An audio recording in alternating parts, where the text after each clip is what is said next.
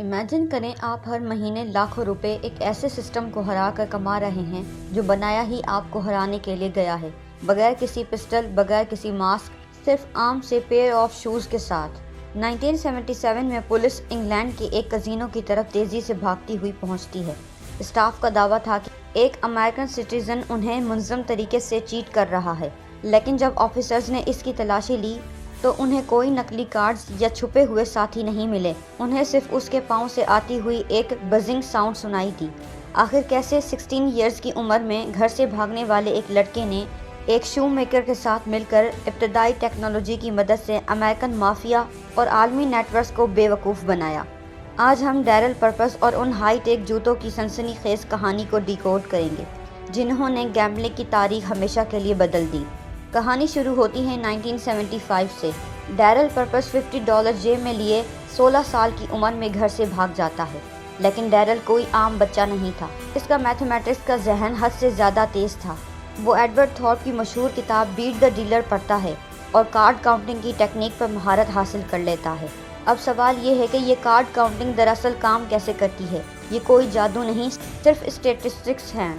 6 से 2 तक के कार्ड्स आप अपने जहन में 1 प्लस करते हैं और फिर आप अपने स्कोर से 1 माइनस करते हैं।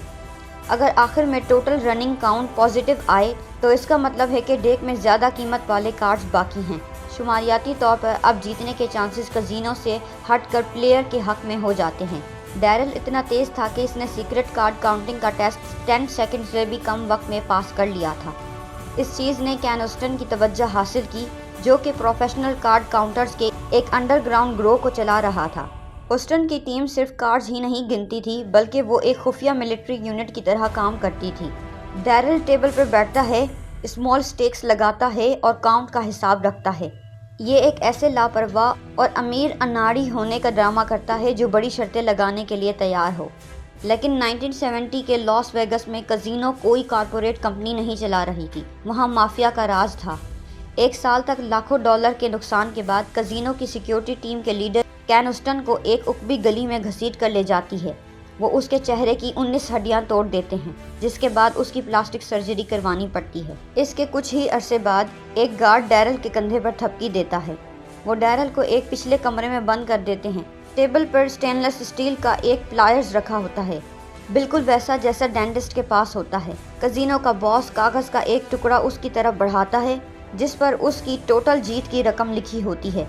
तुम होशियार बच्चे हो, लेकिन तुम कज़िनो से ज़्यादा होशियार नहीं हो। अपनी आधी रकम लो और सहरा में गायब होने से पहले ही शहर छोड़ दो। डैरल जानता था कि वो इस रूप में दोबारा वेगस के किसी कज़िनो में कदम नहीं रख सकता, लेकिन खेल छोड़ने के बजाय उसने अपने दोस्त क्रेग से हाथ मिलाया, जो कि एक लोकल शू मेकर था। इन दोनों ने मिलकर दुनिया के पहले वेरिएबल माइक्रो कंप्यूटर्स में से एक तैयार किया। इसने हील को अंदर से खोखला करके माइक्रो सर्किट बोर्ड्स लगाए जो कार्ड से बड़े नहीं थे। उंगलियों के ऊपर एक टेप लगाई और नीचे 2 स्विच लगाए, प्लस और माइनस के। वहाँ एक छोटा सा वाइब्रेशन देने वाला बजर लगाया गया। सॉक्स के अंदर एंकल पर लिथियम बैटरी पैक बांधा गया। जैसे ही कार्ड्स बांधते जाते, डैरल अपने पाँव की उंगलियों से स्विच टेप करता। अंदर छुपा कंप्यूटर फौरन मैथमेटिकल ओड्स लगाता और जैसे ही खेल उसके हक में आता, इसके पाँव पर एक खामोश वाइब्रेशन होती, बज़। यानी अब बड़ी शर्त लगाने का वक्त आ गया है। इस इजाद का टेस्ट करने के लिए वो इंग्लैंड चले गए, जहाँ कज़िनो सिक्योरिटी ढीली थी और माफिया का कोई वजूद नहीं था। डैरल लेसेस्टर के एनाबेलाज कज़िनो में जाता है, पाँव की उंगलियों से स्विच दबाना शुरू करता है और सिर्फ एक रात में 10,000 यूरो कमा लेता है, जो 1977 में एक बहुत बड़ी रकम थी। अगली सुबह जब वो अपनी रकम लेने जाता है तो वहाँ का माहौल बदल चुका होता है। बरतानवी पुलिस ऑफिसर्स उन्हें अरेस्ट कर लेते हैं। पुलिस उनके होटल के कमरे पर छापा मारती है और पूरा सामान उलट पुलट कर देते हैं।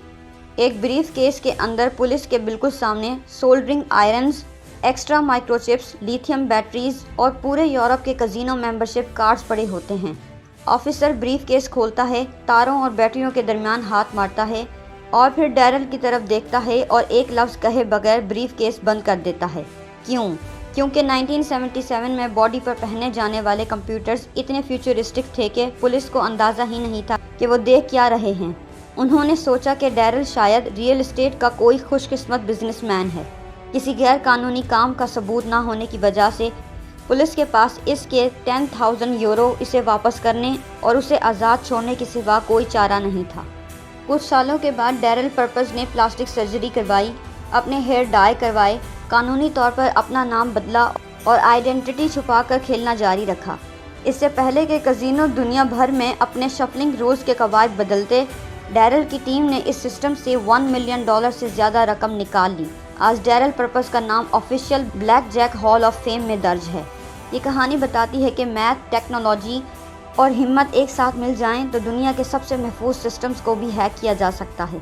अगर आपको ये ब्रेक डाउन पसंद आया तो लाइक और शेयर करें। हिस्ट्री के ऐसे ही मास्टरमाइंड्स के बारे में जानने के लिए सब्सक्राइब करें।